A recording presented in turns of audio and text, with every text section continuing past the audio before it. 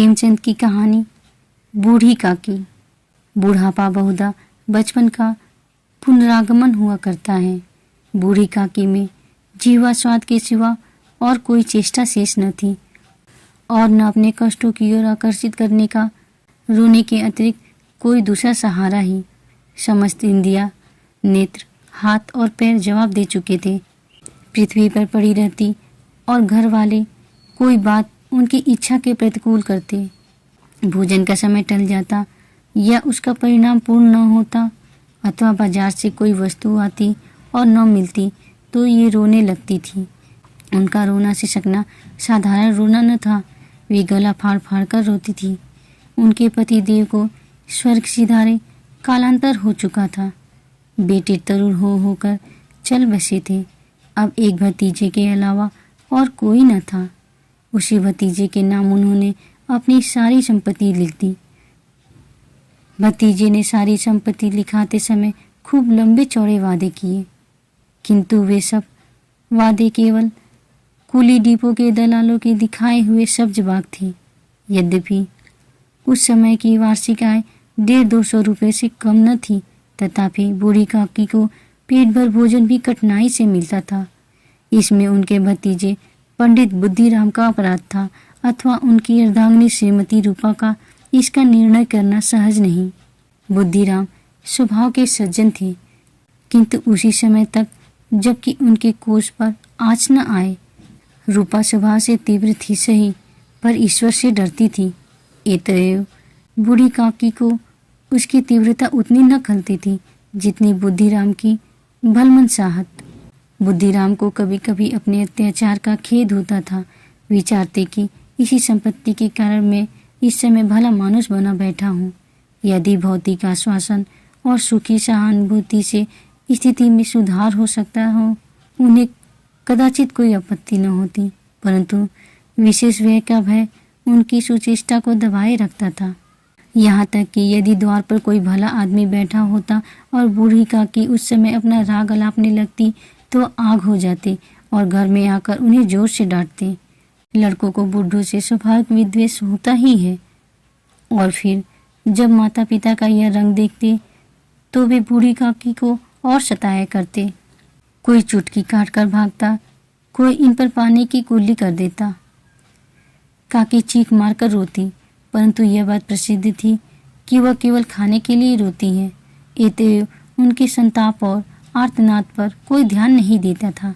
हाँ, काकी क्रोधातुर होकर बच्चों को गालियां देने लगती तो रूपा घटनास्थल पर आ पहुंचती। इस भय से काकी अपनी जीवा कृपाण का कदाचित ही प्रयोग करती थी। यद्यपि उपद्रव शांति का यह उपाय रोने से कहीं अधिक उपयुक्त था। संपूर्ण परिवार में यदि काकी से किसी को अनुराग था तो वह बुद्धिराम की छोटी लड़की लाडली थी। लाडली अपने दोनों भाइयों के भय से अपने हिस्से की मिठाई चबैना बूढ़ी काकी के पास बैठकर खाया करती थी। यही उसका रक्षागार था, और यद्यपि काकी की शरण उनकी लोलुपता के कारण बहुत महंगी पड़ती थी, तथापि भाइयों के अन्याय से सुरक्षा कहीं सुलभ थी तो बस यही। इसी स्वार्थानुकूलता ने उन दोनों में सहानुभूति का आरोपण कर दिया था। रात का समय था। बुद्धिराम के द्वार पर शहनाई बज रही थी और गांव के बच्चों का झुंड विस्मयपूर्ण नृत्यों से गाने का रसास्वादन कर रहा था। चारपाइयों पर मेहमान विश्राम करते हुए नाइयों से मुखिया लगवा रहे थे। समीप खड़ा भाट विरुदावली सुना रहा था और कुछ भावज्ञ मेहमानों की वाह वाह पर ऐसा खुश हो रहा था मानो इस वाह वाह का यथार्थ में वही अधिकारी है। 2-1 अंग्रेजी पढ़े हुए नवयुवक इन व्यवहारों से उदासीन थे। वे इस गवार मंडली में बोलना अथवा सम्मिलित होना अपनी प्रतिष्ठा के प्रतिकूल समझते थे। आज बुद्धिराम के बड़े लड़के मुखराम का तिलक आया है, यह उसी का उत्सव है। घर के भीतर स्त्रियां गा रही थी और रूपा मेहमानों के लिए भोजन में व्यस्त थी। भट्टियों पर कढ़ा चढ़ रहे थे। एक में पूड़ियाँ कचौड़ियाँ निकल रही थी, दूसरे में अन्य पकवान बनते थे। एक बड़े हांडे में मसालेदार तरकारी पक रही थी। घी और मसाले की क्षुधावर्धक सुगंधी चारों ओर फैली हुई थी। बूढ़ी काकी अपनी कोठरी में शोकमय विचार की भांति बैठी हुई थी। यह स्वाद मिश्रित सुगंधी उन्हें बेचैन कर रही थी। वे मन ही मन विचार कर रही थी, संभवतः मुझे पूड़ियाँ न मिलेंगी। इतनी देर हो गई, कोई भोजन लेकर नहीं आया। मालूम होता है सब लोग भोजन कर चुके हैं, मेरे लिए कुछ न बचा। यह सोचकर उन्हें रोना आया, परंतु अपशकुन के भय से वह रो न सकी। आहा, कैसी सुगंधी है! अब मुझे कौन पूछता है, जब रोटियों के ही लाले पड़े हैं तब ऐसे भाग्य कहाँ की भरपेट पूड़ियाँ मिले। यह विचार कर उन्हें रोना आया। कलेजे में हुक सी उठने लगी, परंतु रूपा के भय से उन्होंने फिर मौन धारण कर लिया। बूढ़ी काकी देर तक इन्हीं दुखदायक विचारों में डूबी रही। घी और मसालों की सुगंधी रह रहकर मन को आपे से बाहर किए देती थी। मुंह में पानी भर भर कर आता था। पूड़ियों का स्वाद स्मरण करके हृदय में गुदगुदी होने लगती थी। किसे पुकारूं, आज लाडली बेटी भी नहीं आई। दोनों छोकरे सदा दिख दिया करते हैं, आज उनका भी कहीं पता नहीं। कुछ मालूम तो होता कि क्या बन रहा है। बूढ़ी काकी की कल्पना में पूड़ियों की तस्वीर नाचने लगी। खूब लाल लाल, फूली फूली, नरम नरम होंगी। रूपा ने भली भांति भोजन किया होगा। कचौड़ियों में अजवाइन और इलायची की महक आ रही होगी। एक पूड़ी मिलती तो जरा हाथ में लेकर देखती, क्यों न चलकर कढ़ा के सामने ही बैठूं। पूड़ियाँ छन छन कर तैयार होंगी, कढ़ा से गरम गरम निकाल कर थाल में रखी जाती होंगी। फूल हम घर में भी सूंघ सकते हैं, परंतु वाटिका में कुछ और बात होती है। इस प्रकार निर्णय करके बूढ़ी काकी उकड़ू बैठकर हाथों के बल सरकती हुई बड़ी कठिनाई से चौखट से उतरी और धीरे धीरे रेंगती हुई कढ़ा के पास जा बैठी। यहाँ आने पर उन्हें उतना ही धैर्य हुआ जितना भूखे कुत्ते को खाने वाले के सम्मुख बैठने में होता है। रूपा उस समय कार्यभार से उद्विग्न हो रही थी।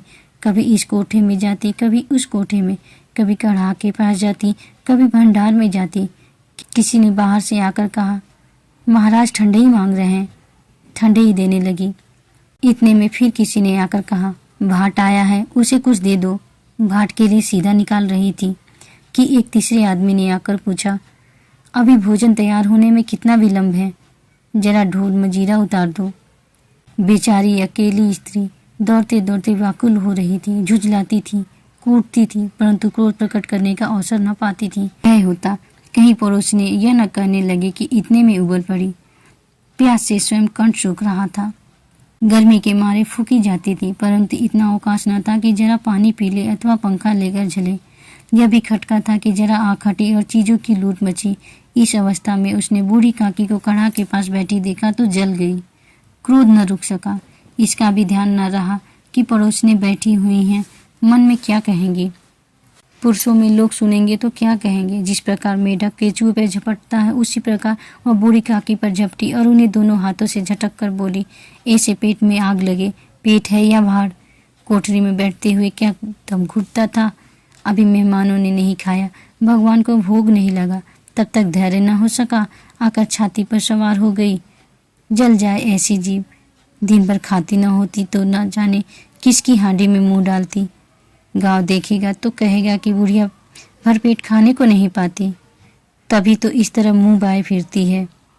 डायन न मरे न मांचा छोड़े, नाम बेचने पर लगी है, ना कटवा कर दम लेगी। इतनी ठूसती है, न जाने कहाँ भस्म हो जाता है। भला चाहती हो तो जाकर कोठरी में बैठो, जब घर के लोग खा लेंगे तब तुम्हें भी मिलेगा। तुम कोई देवी नहीं हो कि चाहे किसी के मुंह में पानी न जाए, परंतु तुम्हारी पूजा पहले ही हो जाए। बूढ़ी काकी ने सिर उठाया, न रोई न बोली, चुपचाप रेंगती हुई अपनी कोठरी में चली गई। आवाज ऐसी कठोर थी कि हृदय और मस्तिष्क की संपूर्ण शक्तियाँ, संपूर्ण विचार और संपूर्ण भार उसी ओर आकर्षित हो गए थे। नदी में जब कगार का कोई वृहद खंड कट कर गिरता है तो आसपास का जल समूह चारों ओर से उसी स्थान को पूरा करने के लिए दौड़ता है। भोजन तैयार हो गया है, आंगन में पतली पड़ गई, मेहमान खाने लगे। स्त्रियों ने जीवनार गीत गाना आरंभ कर दिया। मेहमानों के नाई और सेवकगण भी उसी मंडली के साथ किंतु कुछ हटकर भोजन करने बैठे थे, परंतु सभ्यतानुसार जब तक सबके सब खा न चुके कोई उठ नहीं सकता था। दो एक मेहमान तो कुछ पढ़े लिखे थे, सेवकों के दीर्घाहार पर झुंझला रहे थे। वे इस बंधन को व्यर्थ और बेकार की बातें समझते थे। बूढ़ी काकी अपनी कोठरी में जाकर पश्चाताप कर रही थी कि मैं कहाँ से कहाँ आ गई। उन्हें रूपा पर क्रोध नहीं था, अपनी जल्दबाजी पर दुख था। सच ही तो है, जब तक मेहमान लोग भोजन न कर चुकेंगे घर वाले कैसे खाएंगे। मुझसे इतनी देर भी न रहा गया, सबके सामने पानी उतर गया। अब जब तक कोई बुलाने नहीं आएगा न जाऊंगी। मन ही मन इस प्रकार का विचार कर वह बुलाने की प्रतीक्षा करने लगी, परंतु घी की रुचिकर सुवास बड़ी धैर्य परीक्षक प्रतीत हो रही थी। उन्हें एक एक पल एक एक युग के समान मालूम होता था। अब पत्तल बिछ गई होगी, अब मेहमान आ गए होंगे, लोग हाथ पैर धो रहे हैं, नाई पानी दे रहा है, मालूम होता है लोग खाने बैठ गए, जेवनार गाया जा रहा है। यह विचार कर वह मन को बहलाने के लिए लेट गई। धीरे धीरे एक गीत गुनगुनाने लगी। उन्हें मालूम हुआ कि मुझे गाते देर हो गई। क्या इतनी देर तक लोग भोजन कर ही रहे होंगे? किसी की आवाज़ सुनाई नहीं देती। अवश्य ही लोग खा पी कर चले गए, मुझे कोई बुलाने नहीं आया। रूपा चिढ़ गई है, क्या जाने न बुलाए। सोचती हो कि आप ही आवेंगी, वह कोई मेहमान तो नहीं जो उन्हें बुलाऊं। बूढ़ी काकी चलने को तैयार हुई। यह विश्वास कि 1 मिनट में पूड़ियाँ और मसालेदार तरकारियाँ सामने आएंगी उनकी स्वादेंद्रियों को गुदगुदाने लगा। उन्होंने मन में तरह तरह के मंसूबे बांधे। पहले तरकारी से पूड़ियाँ खाऊंगी, फिर दही और शक्कर से, कचौरियाँ रायते के साथ मज़ेदार मालूम होंगी। चाहे कोई बुरा माने चाहे भला, मैं तो मांग मांग कर खाऊंगी। यही न लोग कहेंगे कि इन्हें विचार नहीं, कहाँ करे। इतने दिन के बाद पूड़ियाँ मिल रही हैं तो मुंह जूठा करके थोड़े ही उठ जाऊंगी। वह उकड़ू बैठकर सरकते हुए आंगन में आई, परंतु हाय दुर्भाग्य, अभिलाषा ने अपने पुराने स्वभाव के अनुसार समय की मिथ्या कल्पना की थी। मेहमान मंडली अभी बैठी हुई थी। कोई खाकर उंगलियां चाटता था, कोई तिरछे नेत्रों से देखता था कि और लोग अभी खा रहे हैं या नहीं। कोई इस चिंता में था कि पत्थर पर पूड़ियाँ छूटी जाती हैं, किसी तरह इन्हें भीतर रख लेता। कोई दही खाकर चटकारता था, परंतु दूसरा दोना मांगते संकोच करता था कि इतने में बूढ़ी काकी रेखती हुई उनके बीच में आ पहुंची। कई आदमी चौंक कर उठ खड़े हुए, पुकारने लगे, अरे यह बुढ़िया कौन है, यहाँ कहाँ से आ गई, देखो किसी को छू न दे। पंडित बुद्धिराम काकी को देखते ही क्रोध से तिलमिला गए। पूड़ियों का थाल लिए खड़े थे, थाल को जमीन पर पटक दिया और जिस प्रकार निर्दयी महाजन अपने किसी बेईमान और भगोड़े कर्जदार को देखते ही उसका टेटुआ पकड़ लेता है, उसी तरह लपक कर उन्होंने काकी के दोनों हाथ पकड़े और घसीटते हुए लाकर उन्हें अंधेरी कोठरी में धम से पटक दिया। आशा रूपी वाटिका लू के एक झोंके में विनष्ट हो गई। मेहमानों ने भोजन किया, घर वालों ने भोजन किया, बाजे वाले धोबी चमार भी भोजन कर चुके, परंतु बूढ़ी काकी को किसी ने न पूछा। बुद्धिराम और रूपा दोनों ही बूढ़ी काकी को उसकी निर्लज्जता के लिए दंड देने का निश्चय कर चुके थे। उनके बुढ़ापे पर, दीनता पर, हत ज्ञान पर किसी को करुणा न आई थी। अकेली लाडली उनके लिए कुढ़ रही थी। लाडली को काकी से अत्यंत प्रेम था। बेचारी भोली लड़की थी, बाल विनोद और चंचलता की उसमें गंध तक न थी। दोनों बार जब उसके माता पिता ने काकी को निर्दयता से घसीटा तो लाडली का हृदय ऐंठ कर रह गया। वह जुझला रही थी कि हम लोग काकी को क्यों बहुत सी पूड़ियाँ नहीं देते, क्या मेहमान सबके सब खा जाएंगे, और यदि काकी ने मेहमानों से पहले खा लिया तो क्या बिगड़ जाएगा। वह काकी के पास जाकर उन्हें धैर्य देना चाहती थी, परंतु माता के भय से न जाती थी। उसने अपने हिस्से की पूड़ियाँ बिल्कुल न खाई थी, अपनी गुड़िया की पिटारी में बंद कर रखी थी। उन पूड़ियों को काकी के पास ले जाना चाहती थी। उसका हृदय अधीर हो रहा था। बूढ़ी काकी मेरी बात सुनते ही उठ बैठेंगी, पूड़ियाँ देखकर कैसी प्रसन्न होंगी, मुझे खूब प्यार करेंगी। रात को 11 बज गए थे। रूपा आंगन में पड़ी सो रही थी। लाडली की आंखों में नींद न आती थी। काकी को पूड़ियाँ खिलाने की खुशी उसे सोने न देती थी। उसने गुड़ियों की पिटारी सामने रखी थी। जब विश्वास हो गया कि अम्मा सो रही है तो चुपके से उठी और विचारने लगी, कैसे चलूं। चारों ओर अंधेरा था, केवल चूल्हों में आग चमक रही थी और चूल्हों के पास एक कुत्ता लेटा हुआ था।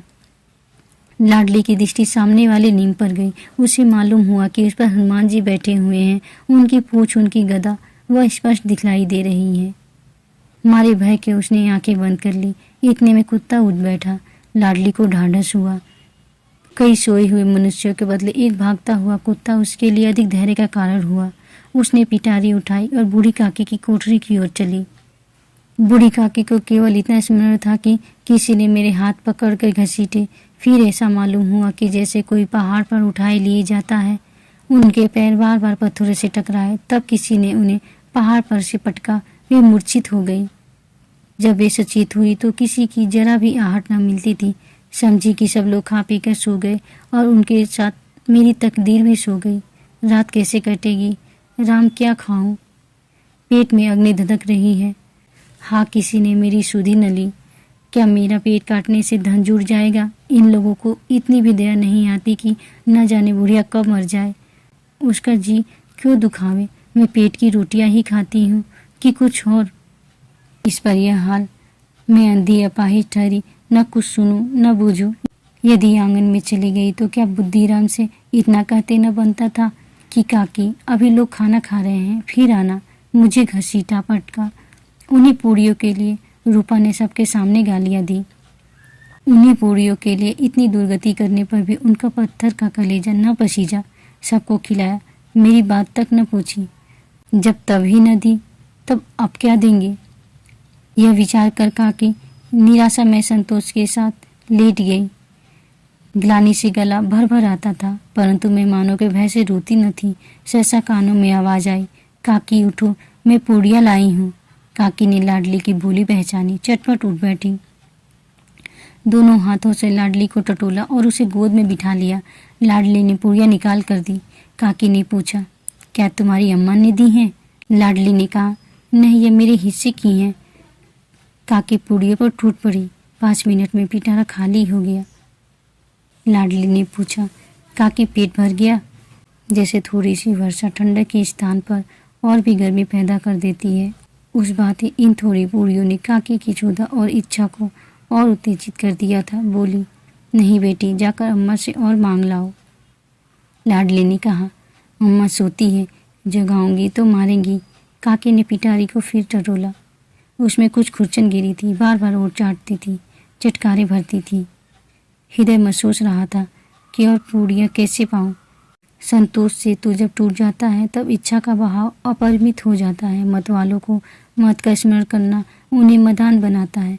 काकी का अधीर मन इच्छाओं के प्रबल प्रवाह में बह गया। उचित और अनुचित का विचार जाता रहा। वे कुछ देर तक उस इच्छा को रोकती रही। सहसा लाडली से बोली, मेरा हाथ पकड़कर वहाँ ले चलो जहाँ मेहमानों ने बैठकर भोजन किया है। लाडली उनका अभिप्राय समझ न सकी। उसने काकी का हाथ पकड़ा और ले जाकर झूठे पत्तलों के पास बिठा दिया। दीन क्षुधा तो रहत ज्ञान बुढ़िया पत्तलों से पूड़ियों के टुकड़े चुन चुन कर भचर करने लगी। ओह, दही कितना स्वादिष्ट था, कचौड़ियाँ कितनी सलोनी, खस्ता कितनी सुकोमल। काकी बुद्धिहीन होते हुए भी इतना जानती थी कि मैं वह काम कर रही हूँ जो मुझे कदापि न करना चाहिए। मैं दूसरों की झूठी पत्तल चाट रही हूँ। परंतु बुढ़ापा तृष्णा रोग का अंतिम समय है, जब संपूर्ण इच्छा एक ही केंद्र पर आ लगती है। बूढ़ी काकी में यह केंद्र उनकी स्वादेंद्रिय थी। ठीक उसी समय रूपा की आँख खुली। उसे मालूम हुआ कि लाडली मेरे पास नहीं है। वह चौकी चारपाई के इधर उधर ताकने लगे कि कहीं नीचे तो नहीं गिर पड़ी। उसे वहां न पाकर वह उठी तो क्या देखती है कि लाडली जूठे पत्तलों के पास चुपचाप खड़ी है और बूढ़ी काकी पत्तलों पर से पूड़ियों के टुकड़े उठा उठा कर खा रही है। रूपा का हृदय सन्न हो गया। किसी गाय की गर्दन पर छुरी चलते देखकर जो अवस्था उसकी होती, वही उस समय हुई। एक ब्राह्मणी दूसरों की जूठी पत्तल टटोले, इससे अधिक शोकमय दृश्य असंभव था। पूड़ियों के कुछ ग्रासों के लिए उसकी चचेरी सास ऐसा निष्कृष्ट कर्म कर रही है। यह वह दृश्य था जिसे देखकर देखने वालों के हृदय कांप उठते हैं। ऐसा प्रतीत होता मानो जमीन रुक गई, आसमान चक्कर खा रहा है, संसार पर कोई आपत्ति आने वाली है। रूपा को क्रोध न आया। शोक के सम्मुख क्रोध कहाँ? करुणा और भय से उसकी आंखें भर आई। इस अधर्म का भागी कौन है? उसने सच्चे हृदय से गगन मंडल की ओर हाथ उठाकर कहा, परमात्मा, मेरे बच्चों पर दया करो। इस अधर्म का दंड मुझे मत दो, नहीं तो मेरा सत्यानाश हो जाएगा। रूपा को अपनी स्वार्थपरता और अन्याय इस प्रकार प्रत्यक्ष रूप में कभी न दिख पड़े थे। वह सोचने लगी, हाय कितनी निर्दयी हूँ, जिसकी संपत्ति से मुझे 200 रुपया आय हो रही है, उसकी यह दुर्गति और मेरे कारण। हे दयामय भगवान, मुझसे बड़ी भारी चूक हुई है, मुझे क्षमा करो। आज मेरे बेटे का तिलक था, सैकड़ों मनुष्यों ने भोजन पाया, मैं उनके इशारों की दासी बनी रही, अपने नाम के लिए सैकड़ों रुपए व्यय कर दिए, परंतु जिसकी बदौलत हजारों रुपए खाए, उसे इस उत्सव में भी भरपेट भोजन न दे सकी। केवल इसी कारण तो वह वृद्ध असहाय है। रूपा ने दिया जलाया, अपने भंडार का द्वार खोला और एक थाली में संपूर्ण सामग्रियां सजाकर बूढ़ी काकी की ओर चली। आधी रात जा चुकी थी। आकाश पर तारों के थाल सजे हुए थे और उन पर बैठे हुए देवगढ़ स्वर्गीय पदार्थ सजा रहे थे, परंतु उसमें किसी को वह परमानंद प्राप्त न हो सकता था जो बूढ़ी काकी को अपने सम्मुख थाल देखकर प्राप्त हुआ। रूपा ने कंठारुद्ध स्वर में कहा, काकी उठो, भोजन कर लो। मुझसे आज बड़ी भूल हुई, उसका बुरा न मानना। परमात्मा से प्रार्थना कर दो कि वह मेरा अपराध क्षमा कर दे। भोले भोले बच्चों की भांति जो मिठाइयाँ पाकर मार और तिरस्कार सब भूल जाता है, बूढ़ी काकी वैसे ही सब भुलाकर बैठी हुई खाना खा रही थी। उनके एक एक रोए से सच्ची सदिच्छाएं निकल रही थी और रूपा बैठी स्वर्गीय दृश्य का आनंद लेने में निमग्न थी। फिर मिलेंगे दोस्तों अगली कहानी के साथ। राधे राधे।